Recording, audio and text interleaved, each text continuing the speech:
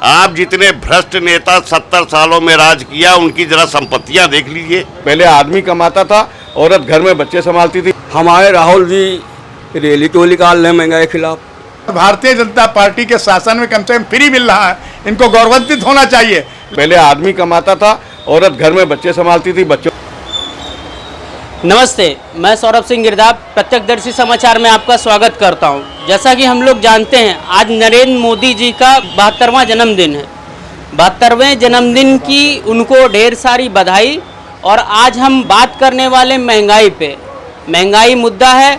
आज हम लखनऊ के रकाबगंज में बैठे हैं। यहाँ पे व्यापारी वर्ग के लोगों से हम चर्चा करेंगे कि महंगाई का इनके ऊपर क्या असर पड़ा है। तो सबसे पहले मैं आपको मिलवा देना चाहता हूँ। सर, आपका नाम? मेरा नाम पुरुषोत्तम लाल सोनी है। मैं सृजन धारा त्रैमासिक पत्रिका का संपादक हूँ। सर, आपका नाम? गिरीश गुप्ता, पूर्व नगर महामंत्री, भारतीय जनता पार्टी लखनऊ। सर, हम कल्लू खान, कांग्रेस पार्टी से। प्रभात गुप्ता, रहस्यमय पत्रिका से। विनोद त्रिपाठी, मंडल मंत्री, भाजपा। संगम लाल गुप्ता, महामंत्री श्री बाल रामलीला समिति खजवा। तो सबसे पहले हम शुरू करेंगे 2 पंक्तियों से। सर, सुनाएं। देखिए, आज चूंकि महंगाई मुद्दा है, तो इस महंगाई मुद्दे में आज का मुद्दा महंगाई का है। और इस महंगाई के मुद्दे में भगवान भी प्रभावित हो रहे हैं। क्यों कि मंदिर जब लोग जाते हैं तो श्रद्धा के फूल लेकर के जाते हैं। तो आज का समय यह है कि श्रद्धा के फूल भी महंगे हो गए हैं, लेकिन मन से श्रद्धा की कोई कमी नहीं हुई है। इस विषय पर मैं एक छोटी सी कुंडली सुना रहा हूँ कि महंगाई में हो गए महंगे श्रद्धा फूल, करूं जोड़ कर नमन मैं, हुई न मुझसे भूल, हुई न मुझसे भूल, रोज मैं मंदिर जाता, करता तुम्हें प्रणाम, न केवल फूल चढ़ाता। कहे मतंग मुस्काए, पुजारी दियो बताई, अब भगवान भी व्रत रहे जब तक महंगाई। तो हर चीज में तो महंगाई है। चाहे फूल ले लीजिए, चाहे मिठाई ले लीजिए, चाहे भगवान का प्रसाद ले लीजिए, वहां तक जाने के लिए जो भक्त जाते हैं, चाहे उसका टेम्पो का किराया समझ लीजिए, हर चीज में महंगाई है। तो महंगाई से जब भक्त त्रसित हैं तो भगवान भी त्रसित हैं। तो इस विषय पर हम सब लोगों को मिलकर के विचार करना है। क्योंकि बहुत पहले कहा गया है कि जिस देश में महंगाई बढ़ती है उस देश का विकास होता है। तो हम तो यही मान रहे हैं कि देश का विकास तो हो रहा है, लेकिन देश का इतना पैसा, इतना टैक्स के रूप में आ रहा है, और वो पैसा कहाँ जा रहा है, उस चीज़ के लिए अभी तक हमको पता नहीं चला है। तो इसलिए मैं महंगाई के मुद्दे पर आप सभी लोगों से यही कहूँगा कि आप अपने अपने विचार दीजिए। तो महंगाई के मुद्दे पे हम जानना चाहेंगे सबके विचार। तो आइए सुनते हैं। सर, महंगाई के मुद्दे पे आप क्या कहना चाहेंगे? वर्तमान समय में महंगाई जरूर है, लेकिन महंगाई मात्र एक मुद्दा है। वास्तविकता ये है कि जिस तरीके से देश में महंगाई बढ़ी है, उसी तरीके से लोगों की अर्निंग भी बढ़ी है। इसीलिए इस महंगाई पर जनता की कोई आवाज़ नहीं उठती है। महंगाई केवल राजनीतिक दलों का एक विषय रह गया है जिस पे वो भाषण देते हैं। बाकी महंगाई के साथ साथ हमारा जीवन स्तर भी बढ़ा है, हमारी कमाई भी बढ़ी है। इसी पांडेगंज के अंदर कभी हमारी दुकान थी तो 1.5 रुपये सैकड़े आड़त पे हम काम करते थे। आज 4.5 रुपये 5 रुपये सैकड़े की आड़त मिलती है। जी, जैसा कि कह रहे हैं कि महंगाई एक मुद्दा है और महंगाई है नहीं, तो कांग्रेस के उनसे बात करेंगे। बताइए, इनके जवाब क्या देना चाहेंगे इनका? ऐसा है, आप ये कह रहे हैं महंगाई नहीं है। महंगाई नहीं है तो पब्लिक चिल्ला क्यों रही है? हमारे राहुल जी रैली क्यों निकाल रहे हैं महंगाई के खिलाफ? और उसके बाद मजदूरों से पूछ लीजिए उनकी कमाई के बारे में। उनके किसी के घर में चूल्हा नहीं चलता, किसी के घर में खाना तक की नहीं पकता, किसी के घर में पक भी रहा है। जो पैसे वाला है वो तो खा रहा है, जो पैसे वाला नहीं है वो तो भूखा मर रहा है। ये आप एक आदमी के यूनिट में 5 किलो अनाज दे रहे हैं, वो 5 किलो अनाज कितने दिन खा लेगा? चीनी क्या आप दे रहे हो? खाली गेहूँ चावल? दाल कहाँ गई? तेल कहाँ गया? इसके और भी इसके अलावा जो है वो कहाँ गया? जी बताइए, आप बीजेपी का प्रतिनिधि कर रहे हैं, आप बताइए कि तेल कहाँ गई, दाल कहाँ गया और सब्जियां कहाँ गई?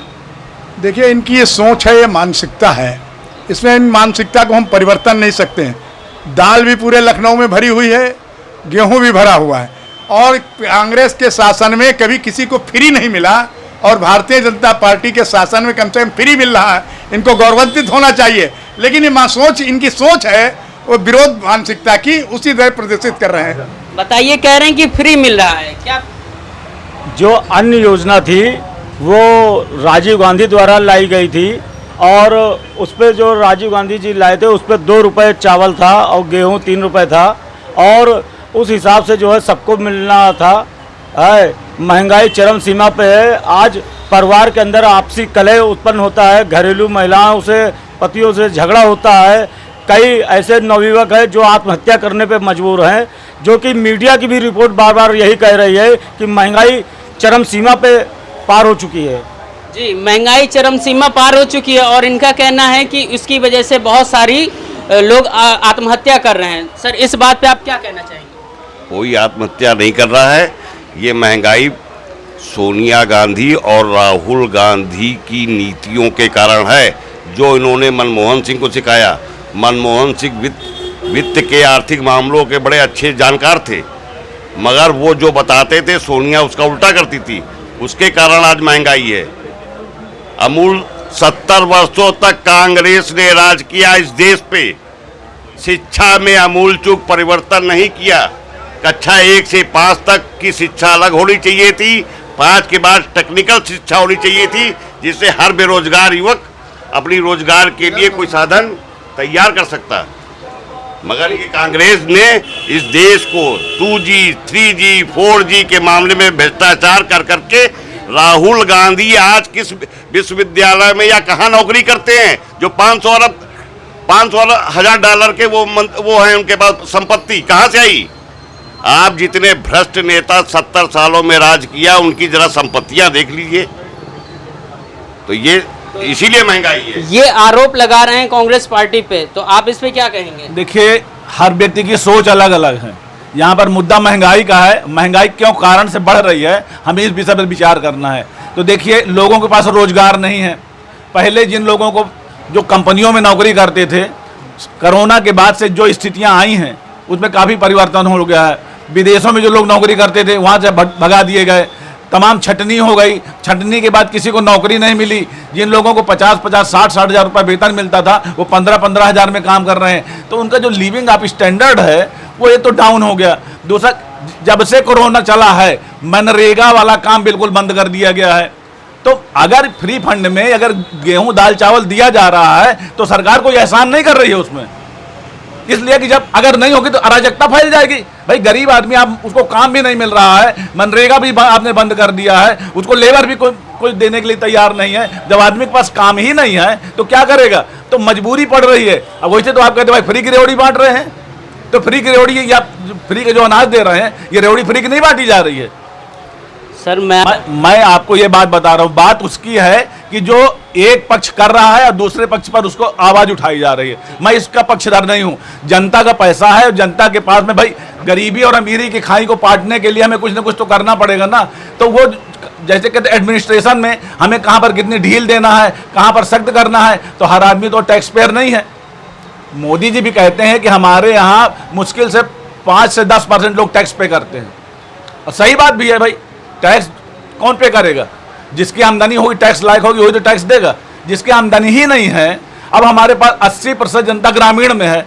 ग्रामीण में कभी पानी ज़्यादा बरस गया, कभी सूखा पड़ गया, उनके पास अन्न नहीं है, उनके पास खरीदने के लिए खाद नहीं है, उनके पास गैस नहीं है, उनके पास डीजल नहीं है। तमाम ऐसी तरह की परिस्थितियां हैं जिनके कारण उनके उत्पादन क्षमता में कमी आ रही है। यदि अगर आपको गरीबी के विषय में वाकई सर्च करना है तो आप देहातों में चले जाइए, वहाँ आपको 70% लोग ऐसे मिलेंगे जो बेचारे एक टाइम भी, उनको केवल जौ की रोटी भी खाने को नहीं मिलती है, उनको चावल भी नहीं मिलता है। जो अनाज यहाँ से भेजा जा रहा है उस पर भी खेल हो रहा है। अब इसको देखने के लिए सरकार कोई सर्वे तो करवा नहीं रही है कि भाई किसको मिल रहा है, किसको नहीं मिल रहा है। सरकार पैसा खर्च करती है, मैं मानता हूँ, लेकिन वो पैसा जो खर्च कर रही है सही व्यक्ति के पास पहुंच रहा है कि नहीं, राशन की दुकान वाला कितना खरीदता है, कितना बेचता है, कितनों को फ्री देता है, कितनों से अंगूठा लगवा करके रख लेता है। जी, मैं आपके पास लौटूंगा। राशन दिया जा रहा है वो सही व्यक्ति के पास पहुंच रहा है कि नहीं रहा है, इस बात का सर्वे नहीं हो रहा है, इस बात पे आप क्या कहेंगे? लगभग तो सही लोगों के पास पहुंच ही रहा है और पहुंच रहा होगा, लेकिन जो नहीं पहुंचा रहे हैं वो भी तो इस देश की ही जनता है, वो कहीं ऊपर से नहीं आए हैं। वास्तविकता यह है कि भ्रष्टाचार किसी जाति, किसी वर्ग, किसी धर्म में नहीं बैठा हुआ है, वो एक आम आदमी के खून में पानी की तरह बह रहा है। हम इस भ्रष्टाचार और जहाँ तक गरीबी का सवाल है तो गरीबी है, इसमें कोई दो राय नहीं कि गरीबी नहीं है, गरीबी है, लेकिन जितनी गरीबी बताई जाती है, जितनी गरीबी दिखाई जाती है, उतनी गरीबी नहीं है। उतनी गरीबी नहीं है जितनी दिखाई जाती है, तो क्या दिखावा है या झूठ बोला जा रहा है, जनता की आंखों में धूल झोंका जा रहा है? ये तो इनकी पुरानी आदत हो चुकी है झूठ बोलने की, सरकार की। मतलब आपका कहना है ये सरासर झूठ बोल रहे हैं? सरकार भी झूठ बोलती है और जो बोल रहे हैं वो भी झूठ बोल रहे हैं। आपकी जेब में पैसा भरा है तो आपको गरीबी कहाँ से नजर आएगी? एक मिनट नहीं, आप जी बताएं, क्या कह रहे हैं आप? इस देश के सबसे बड़े गरीब राहुल गांधी जी हैं और उनकी माता जी हैं, उनसे ज़्यादा गरीब इस देश में कोई नहीं है।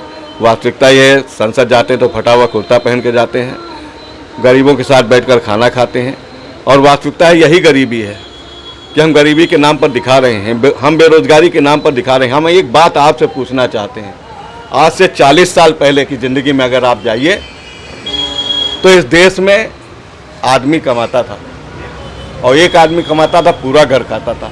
आज की स्थिति क्या है? बेरोजगारी का आप ओनर होते हो, आज आदमी भी कमा रहा है और औरत भी कमा रही है। जब औरत कमाएगी तो किसी ना किसी एक आदमी के हक डूबेगा, एक आदमी बेरोजगार होगा। आज दोनों लोग मिल करके कमा रहे हैं, और जब दोनों मिल करके कमा रहे हैं तो क्या उनका लिविंग स्टैंडर्ड नहीं बढ़ रहा है? क्यों है? हर घर के अंदर 5 आदमी हैं तो मोबाइल 5 क्यों है? अगर घर के अंदर 5 लोग हैं तो 5 गाड़ियाँ क्यों हैं? अगर 5 गाड़ियाँ तो क्या पेट्रोल नहीं महंगा होगा? इसमें 2 बातें हैं।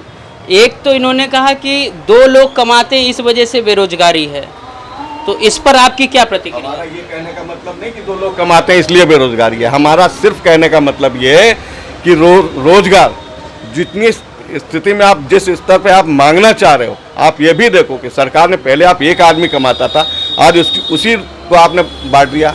आदमी भी कमा रहा है, औरत भी कमा रही। पहले आदमी कमाता था, औरत घर में बच्चे संभालती थी, बच्चों को पढ़ाती थी। आज वो दोनों कमा रहे हैं। अगर वो दोनों कमा रहे हैं तो क्या लिविंग स्टैंडर्ड नहीं बढ़ रहा है? कमाई नहीं बढ़ रही है? लिविंग स्टैंडर्ड को लेके ये बोल रहे हैं, तो इस पे आपकी क्या प्रतिक्रिया? लिविंग महंगाई जो है चरम सीमा पे है, और चरम सीमा पे माननीय मोदी जी का आज जन्मदिन है। मैं तो उनसे निवेदन करूंगा आपके चैनल के माध्यम से कि महंगाई पे ध्यान देते हुए महंगाई स्तर को कम करें, जिससे लोग राहत की ज़िंदगी महसूस करें, युवा जो है आत्महत्या करने पर मजबूर ना हो, और प्रदेश में जो अपराधियों की संख्या दिन पर दिन बढ़ रही है उसमें कमी आए। क्योंकि जब महंगाई बढ़ेगी तो आदमी अपने बीवी बच्चों को पालने के लिए तरह तरह के जघन्य अपराध करेगा, नक्सलवाद पनपेगा, और महंगाई को कम करने से ही हमारे देश में सुधार होगा। मैं माननीय मोदी जी से यही कहना चाहूँगा। और दूसरी बात जो इन्होंने कही है, इन्होंने कहा है कि राहुल गांधी दिखावा करते हैं, कुर्ता पहन के जाते हैं और गरीबों के साथ खाना, तो ये दिखावा कर रहे हैं, इस पर आपकी क्या प्रतिक्रिया? देखिए, यहाँ पर जिस आदमी के जो मुंह में आता है राहुल गांधी से गरीबी का क्या लेना देना है? वो अपना राजनीति पाल रहे हैं भाई, ये अपनी राजनीति पाल रहे हैं, वो अपनी राजनीति पाल रहे हैं। ये सब जगह अपना जाकर के हवाई जहाज से जाते हैं, वो अपना पैदल यात्रा कर रहे हैं। मैं किसी पार्टी के पक्षधर नहीं हूँ, ना मैं कांग्रेस का हूँ, ना मैं बीजेपी का हूँ, मैं तो आम आदमी पार्टी का सीधे हूँ मैं, और मैं उसमें आम आदमी पार्टी का कहीं पे नाम नहीं ले रहा हूँ। मैं सिर्फ महंगाई के मुद्दे पे बात कर रहा हूँ। ये बताइए, मोदी जी जब प्रधानमंत्री नहीं बने थे उस समय सिलेंडर की कीमत कितनी थी? 430 रुपये, और आज कितनी है? 1100 रुपये। उस समय जो आमदनी का जो स्तर था कितना था, और अब आमदनी का जो ग्राफ है उस समय से भी ग्राफ कम हो गया है। मैं अगर गरीबी आपको देखना है तो देहाती क्षेत्रों में जहां उनको खाने के लिए अन्न नहीं मिल रहा, खाने के लिए मतलब कमाने के लिए उनको रोजंदारी के लिए पूरे ये समझ लीजिए कि आज कम से कम 300-400 रुपये लेबर को मिलता है। ये आपको केवल शहरी क्षेत्र में लेबर चौराहे पे मिल जाएगा। जिनके घर बन रहे हैं, जिनके पास पैसा नहीं है, गरीबी, उनके घर क्या बनेंगे? वो लेबरी करने के लिए देहाती क्षेत्र से शहरी क्षेत्र में आ रहे हैं। उनके बच्चे भूखों मर रहे हैं, उनके पास पढ़ाई का कोई साधन नहीं है। आज आपने ITI को निजीकरण में डालने का बना लिया है। जो आदमी मतलब ये ITI में ट्रेंड होकर के नौकरी करने जाएगा, उसको जब निजीकरण में जाएगा तो अभी आपके पास कितना 25-30-40 रुपये आपने फीस उसमें रखी है। सरकारी है ना, सरकारी में पोषित हो रहा है। जब आप उसको निजीकरण में दे देंगे तो निजीकरण में वही कीमत कितनी हो जाएगी? 10,000 से 20,000 रुपया उसका सालाना हो सकता है कि अभी इससे भी ज़्यादा बढ़ जाए। तो आप ऐसी परिस्थितियों में जहाँ पर ज़रूरत हो उसी का निजीकरण करें। शिक्षा का निजीकरण अगर आप कर देंगे तो पढ़ने वाले बच्चे जो हैं आपके बहुत कम हो जाएंगे। जो आमदनी करते हैं, जो नौकरी करते हैं, केवल उन्हीं लोगों के बच्चे। आजकल किसान का बच्चा ज़्यादा पढ़ नहीं पा रहा है, क्यों? उसके पास आय के साधन नहीं है। तो आपके कहने का मतलब है जो सरकार निजीकरण कर रही है, इसकी वजह से महंगाई बढ़ रहा है। निजीकरण का सख्त विरोधी हूं मैं। तो सर आप इस पे क्या कहना चाहेंगे? सर अभी भाई साहब ने कहा महंगाई, जब मोदी जी प्रधानमंत्री बने तो गैस सिलेंडर कितने का बताया इन्होंने? हैं 2013 में गैस सिलेंडर के दाम बताइए आप कितने का था? 1,000 रुपये। दाल थी 200 रुपये, प्याज था 200 रुपये। 200 रुपये गरीब आदमी प्याज और रोटी खा लेता है। उस समय महंगाई कितनी चल पे थी? झूठ बोलते हैं ये लोग। बताइए आप क्या? महंगाई देखिए ऐसा है, 2013 की गणना कीजिए जब मोदी प्रधानमंत्री नहीं थे। 2013 की भी मैं गणना आपको बता रहा हूँ। उस समय मैं कहीं पर इतना टैक्स नहीं था। ये आने के लिए जाने के लिए आजकल ये लहसुन फेंका जा रहा है किसानों को। सिलेंडर क्या भाव था 2013 में? अरहर की दाल क्या भाव थी? 90 रुपए में थी। आप 450 में बता रहे थे। 100-200 रुपए दाल थी और 1,000 रुपए सिलेंडर था। जिस समय की आप बात कर रहे हैं ना, आपकी दिल्ली की सरकार इसी में चल रही है। 35 से 40 रुपए में अरहर की दाल बिकती थी। वहाँ 70 और 150 रुपए में नहीं थी। दाल तो जिस समय लाइन लगा के जाती थी लोगों को, अरहर की दाल लाइन लगा रखे। आज पाड़ेगंज मंडी में आइए, दाल ऐसे ही बढ़ रही है, चाहे जितनी ले जाइए आप। व्यापारियों ने जिस समय उसको और 70 के दाम बढ़े हैं, तो दाम बढ़ाने के लिए तो पब्लिक के साथ खेल होता है भाई साहब। कितनी थी और आज की आमदनी देखिए। उस समय मजदूर 200 रुपए पाता था, आज मजदूर 500 रुपए लेता है। उसकी आय बढ़ी है। आय बढ़ने की वजह से महंगाई देखिए आप। 2013 की महंगाई और आज की महंगाई, आमदनी भी तो देखिए। मजदूर 200 रुपए पाता था, आज 500 रुपए लेता है। अब एक एक करके आप लोग सवालों के जवाब लीजिए और सवाल लीजिए तो थोड़ा सा जनता भी जो देखेगी उसको अच्छा लगेगा। मेन चीज ये है कि मजदूर जो है, जो देहाती क्षेत्र, अगर भूखों न मरता होता तो लेबरी करने के लिए वो लखनऊ में क्यों आता? मेन चीज है कि उसको वहां काम नहीं मिल रहा। अब ये कह रहे हैं कि 400, कितने लोगों को 400 रुपए में, 300 रुपए में काम मिल जाता है। जब वास्तविकता में आप जब पर्दा उठा करके देखेंगे तब आपको सच्चाई पता चलेगी। सच्चाई तो यह है कि टैक्स के रेट बढ़ा दिए गए हैं इतना ज़्यादा। एक व्यापारी है, मैं व्यापारी के पक्ष की भी बात कर रहा हूँ कि व्यापारी का फायदा 10 से 15% होता है और सरकार 14 से 28% उस पर टैक्स लगा देती है। तो जहाँ पर 14-15% पहले था और 28% ये हो गया, तो 100 रुपए की चीज़ 143 रुपए की हो गई। तो महंगाई बढ़ी कि नहीं बढ़ी उसमें? तो महंगाई बढ़ने के लिए जब टैक्सेशन कम होगा तब महंगाई कम होगी। तो इसमें ये पॉलिसी गवर्नमेंट की है। हम व्यापारियों का विरोध नहीं कर रहे हैं। व्यापारी तो भाई अब अगर ये कच्चे पर्चे में ला नहीं सकते, बाहर से लाएंगे, इनको जीएसटी देना, वो जीएसटी का असर किसके ऊपर पड़ेगा? जीएसटी का असर भी उसको खाने वाले के ऊपर पड़ेगा। जीएसटी को व्यापारी के ऊपर नहीं पड़ता है। सर कुछ कहना चाह रहे हैं? ऐसा है, बाबूजी ने एक बात बताई कि गवर्नमेंट ने टैक्स बढ़ा दिया है, लेकिन एक बात हम ये कहना चाहेंगे कि जीएसटी गवर्नमेंट ने लगाई, लेकिन साइड के तमाम टैक्स गवर्नमेंट ने ख़त्म कर दिए। कौन से टैक्स खत्म किए हैं? कौन सा नहीं खत्म किया? कौन से टैक्स खत्म? यही तो गवर्नमेंट ने कोई टैक्स खत्म नहीं किए हैं।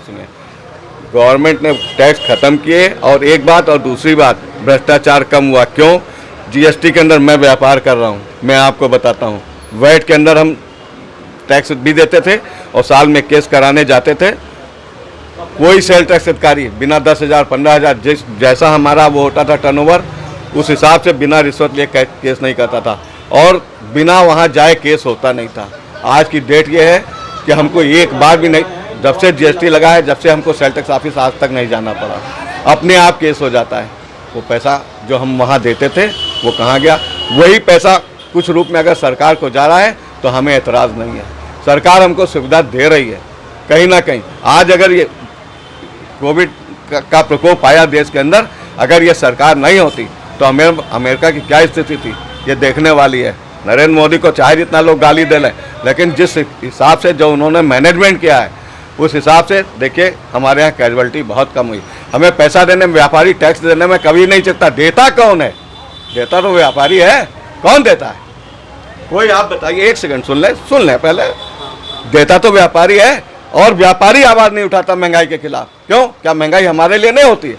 लेकिन हम ये भी देखते हैं कि हम जो देते हैं उसका रिटर्न सरकार हमें दे रही, और बल्कि सही मायने में देखें तो व्यापारी को महंगाई के रिटर्न में कुछ नहीं मिलता है। हम तो इसलिए देखकर खुश हो जाते हैं कि हमारे दिए हुए पैसे से समाज को कुछ मिल रहा है, गरीब आदमी को कुछ मिल रहा है। हमें क्या मिलता है? इनकम टैक्स हम देते हैं। सरकार हमारे लिए, मेडिकल कॉलेज में हम जाते हैं, जैसे एक आम आदमी दिखाता वैसे हम दिखाते हैं। कौन सी सुविधा हमें देती है सरकार? नहीं देती है, लेकिन इसके बावजूद हम खुश हैं। क्यों? क्योंकि हम जो टैक्स हम सरकार को देते हैं उसी टैक्स से ये फ्री अनाज बट रहा है। इसलिए हम महंगाई का रोना नहीं रोकते। हमारी बाहों में ताकत है, हमारे अंदर पुरुषार्थ है, हम पैदा करते हैं और सारे समाज को पालते हैं। इसलिए व्यापारी की बात करना बेईमानी है। आप कोई भी बात करिए, व्यापारी किसी राजनीतिक दल का गुलाम नहीं है। राजनीतिक दल हमारे पुरुषार्थ पे पनपते हैं, बनते हैं। हम राजनीतिक दल बनाते हैं, हम सरकारें बनाते हैं और सरकारें गिराते हैं। इसलिए व्यापारी का नाम लेना उचित नहीं है। महंगाई कहाँ है? महंगाई मुझे तो नहीं दिखती है। गांव का आदमी शहर क्यों आता है? इसलिए क्योंकि वहाँ पर उसके पास काम नहीं, शहर में उसको काम मिलता है। हम उसको दुगनी मजदूरी देते हैं, इसलिए वो आता है यहाँ, और यहाँ से कमा के जाता है। वो वहाँ अपनी, आप पांडेगंज के अंदर जाइए, सर्वे करिए, मैं बताता हूँ। पांडेगंज यहाँ सीतापुर का सारा पल्लेदार यहाँ है। सीतापुर का जिसके पास खेत भी है, वहाँ जब वहाँ खेती का काम नहीं होता तो पांडेगंज के अंदर मजदूरी करता है और 1,500 2,000 रुपया रोज कमाता है। एक छोटा दुकानदार उतना नहीं कमाता जितना यहाँ का मजदूर। क्यों नहीं बचा पाता है? सब्जी भाजी बचा इसलिए नहीं पाता है क्योंकि बगल में दारू खाना भी है। दोनों की सुनेंगे। वो अपना बचा ही नहीं पाता। कमाता 1,500 रुपए 2,000 रुपए, लेकिन बचा ही नहीं पाता क्योंकि महंगाई इतनी है। दारू खाना भी बगल में है। महंगाई इतनी है, महंगाई की वजह से नहीं बचा पाता है, ना अपना मकान बनवा पाता। छत पे छप्पर भी रखा हुआ। तो भैया सबसे ज्यादा महंगाई इनकी सरकार में थी जब दिग्विजय सिंह 5 रुपए में खाना खिलाते थे। सबसे बड़े, और सुन लीजिए एक बात और बता दे, सुन लीजिए, वही दिग्विजय सिंह है जो राजा थे और जिन्होंने अपना सफेद कार्ड बनवा रखा था। वो महंगाई सबसे ज्यादा अगर किसी के अंदर देश में है तो वो कांग्रेसियों के अंदर है। सिवाय जेब काटने के अलावा कभी कोई काम नहीं किया। पहली चीज तो सर मैं बात दोनों की सुनूंगा, और एक तरफ माइक मत खींचिए थोड़ा सा। ये कर रहा हूँ, इसलिए कर रहा हूँ, मुझे दोनों की बातें दिखानी है। पूरी बात नहीं सुनते, माइक घुमा देते हैं। मैं दोनों की बातें सुनाऊंगा क्योंकि जनता को दोनों का पक्ष देखना है। तो सर ये जैसे बता रहे हैं, तो इस पे इनके बातों पे आपकी क्या प्रतिक्रिया है? अभी बता तो रहे दो बात, हमारे तो ये भेजे थे बाहर जा रही सारी बात। ये बताइए, एक मिनट रुकिए, आप बात सुन लीजिए। आप अपनी 70 साल देश को लूट लिया इन्होंने। कांग्रेसियों ने 70 साल देश को लूटते ही रहे। अब गरीब आदमियों के घर में शौचालय, गरीब आदमियों के घर में शौचालय आज तक नहीं बनवा पाए। 70 साल तक ये कांग्रेसी खाते रहे किसानों को। जाएगी तब आपको मालूम पड़ेगा, अभी आपको खुद नहीं मालूम पड़ रहा। क्यों? महंगाई पे हराएंगी, सरकार हटाएगी, महंगाई पे जाएगी। हाँ। यही जनता हराएगी। आप अभी सब्जी में जाएगी। आप सब्जी मंडी में निकल कर उन महिलाओं से पूछिए। आप व्यापारी भी नहीं है, आप व्यापारी नहीं है। फिर ये तो सीधे सीधे नकारा जा रहा है कि आप व्यापारी नहीं हैं। हम व्यापारी ने, हम आम जनता हैं। हाँ, गरीब आदमी है, जानते हैं। ये कर रहे थे, आप व्यापारी नहीं है, आप संता तो बताइए, सबसे ज्यादा होता है शौचालय। किसी महिला के घर में या गांव में शौचालय नहीं था, और वो जब बाहर जाती थी, बंद है। जब वो बाहर जाती थी तो कैसे बैठती थी? उससे रेप के केस होते थे। आज वो रेप के केस कब हुए? इन्होंने कभी नहीं सोचा। जो ठेकेदारों ने बनाया था बीजेपी की सरकार में, वो भी पैसा खा गए। आज देखिए जाके गांव में जाके देख लीजिए, तब गंधा रहे हैं। खोदा थोड़ा था, खोदा और खोद के छोड़ दिया। और ना यकीन करो, हम सर्वे कराएंगे इस बात का। तो ये, और अब हम बात करेंगे बीजेपी से, जो बीजेपी का प्रतिनिधित्व कर रहे हैं आज के सभा का। तो और महंगाई के मुद्दे पे चूंकि एक व्यापारी हैं तो इनसे हम बात करेंगे कि आखिर महंगाई कहाँ तक है और कितने लेवल तक है। तो सर, महंगाई जो कहा जा रहा है, कांग्रेस पार्टी कुछ और कहती है, बीजेपी कुछ और कहती है और जनता कुछ और कहती है, तो इस पे आपकी क्या प्रतिक्रिया है? देखिए, प्रतिक्रिया अगर सही लेनी है तो हम सही बता सकते हैं। ज़मीनी हकीकत क्या है उसका हम उत्तर दे सकते हैं। ज़मीनी हकीकत यह है कि देश का स्वाभिमान सम्मान ऊंचा हुआ है, बड़ा है, और 2.5 साल 3 साल ये कोरोना के जो निपटे हैं, ये एक प्रकृति आत्मा रही है, उसके वजह से यह समझिए बहुत हम मोदी जी को, योगी जी को इसलिए धन्यवाद देंगे, उन्होंने देश को संभाला है।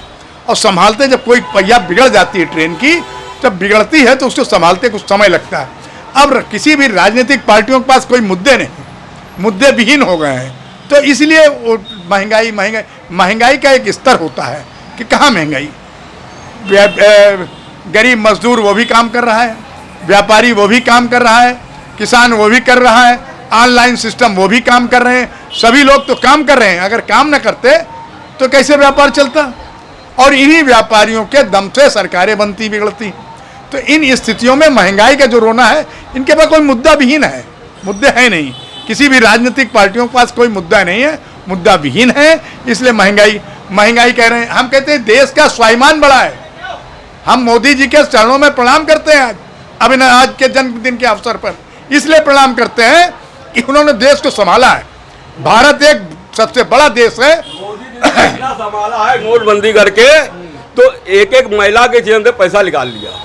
नोटबंदी का ये बता रहे हैं, नोटबंदी के बाद चुनाव हुए, जनता ने मोदी को भरपूर समर्थन दिया, तो नोटबंदी अच्छा, जो कालाबाजारी हुई है कांग्रेस के शासन में वो निकाली गई है। अब वो परेशान है, कालाबाजारी निकाली गई है। कालाबाजारी बीजेपी के जब निकाली जाएगी तब समझ में आएगा सारा पैसा गया कहाँ। कालाबाजारी निकाली तो सरकार तो आने दीजिए, पहले सरकार भी आएगी। 2050 तक वैकेंसी फुल है, कांग्रेस सोचती रहे और करती रहे। सरकार 2050 तक फुल है। देखिए, ये एक विरोधियों का सपना है, जीवन में इस समय हमारे ख्याल में साकार नहीं होने वाला है। जो भारत के में रहने वाले हैं, भारत प्रेमी हैं और भारत के विषय में रखते हैं, चाहे हिंदू, मुसलमान, सिख, ईसाई, सभी जातियों का इस सरकार में सम्मान हुआ है। जहां इस सरकार में सम्मान हुआ है सबका, अब विरोधी परेशान है। सपा, भाजपा, कांग्रेस, ये सब परेशान हैं कि भारतीय जनता पार्टी किस तरह मुखाड़ें। लेकिन भारतीय जनता पार्टी एक मजबूत दिशा पे चल रही है, सबके सारी जनता का विश्वास लेके साथ चल रही है। महंगाई का रोना एक नॉर्मल रोना है, वो रोना नहीं है। जो लोग कमज़ोर हैं, कायर हैं, काम नहीं करते हैं, वही तो भुखमरी है। अगर काम करेंगे तो काहे की बेरोजगारी? जो लोग काम नहीं कर रहे हैं वही रो रहे हैं, वो चोरी, मक्कारी, लयमारी यही सब करते हैं जो काम नहीं करते हैं। बाकी इस देश में बेरोजगारी नहीं है, बेरोजगारी भी समाप्त हो रही धीरे धीरे, महंगाई भी समाप्त हो रही धीरे धीरे। जो भी पिछले राजनीतिक कांग्रेस शासन में बिगड़ा हुई व्यवस्था थी, वो काफ़ी हद तक सुधार हुआ है उसका। 24 में आप लोगों को पता चलेगा, जनता सबक सिखाएगी 24 में।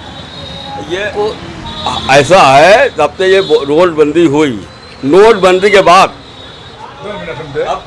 24 में, जैसे हमारे भाई कह रहे थे 24 में जनता बताएगी। अरे मेरे मित्र, अरे 22 में पूरे देश ने तिरंगा फहराया है, सभी राजनीतिक पार्टियों ने तिरंगा फहराया है, और 24 में भी सभी राजनीतिक पार्टियां पूरे भारत को एक विश्व गुरु बना के जय श्री राम करेंगी। विश्व गुरु बना के जय श्री राम करेंगे। बताइए। जय श्री राम करे, ठीक है। मैं जो पैदावार दिया है मैंने इस बात के लिए, मैं 24 में सरकार बना रहा हूँ और राहुल गांधी हमारे को प्रधानमंत्री होंगे और विरोधी चिल्लाते रहेंगे, इनकी तो हमको कोई चिंता नहीं। अच्छा, सपना देखना कोई बुरा बात नहीं है, सपना देखना चाहिए। सपना कभी साकार नहीं होता है, सपना वही साकार होता है जो सत्य मार्ग बिंदुओं पर चलता है।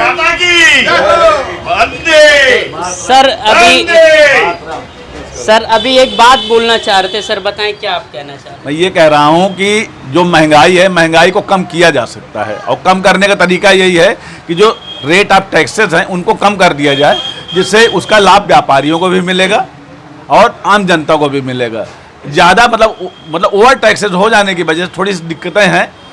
और यदि अगर टैक्स के रेट कम हो जाते हैं तो हो सकता है कि इसमें समानता आ जाए, ये भी प्रसन्न रहेंगे, ये भी प्रसन्न रहेंगे और पूरी जनता भी प्रसन्न रहेगी। देखिए, हम टैक्स इस विषय- अगर कम हो जाए तो- इस विषय में हम कहना चाहेंगे कि ये टैक्स की बात है। देखिए, कुछ ऐसे मानसिकता के लोग हैं अधिकारी हमारे, जो हमारे अधिकारी हैं, कर्मचारी हैं, कुछ ऐसे मानसिकता के लोग हैं जो भ्रष्टाचार में सदैव लिप्त रहते हैं।